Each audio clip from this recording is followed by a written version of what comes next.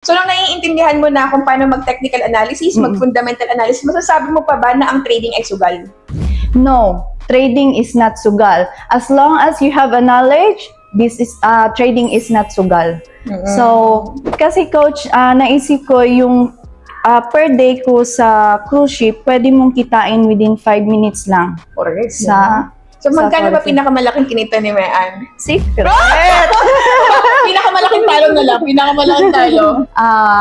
$100. So, tingin mo ba normal ang talo sa trading?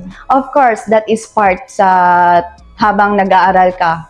That is part na matalo ka. Pero, pag may enough knowledge ka na, pag napag-aralan mo na talaga, yung $100, pwede mo yan i-times 100 din. Yes, diba? Totoo yan. Kaya talaga sa trading, napakahalaga na alam nyo kung paano i-manage yung losses. Kasi yung losses normal eh.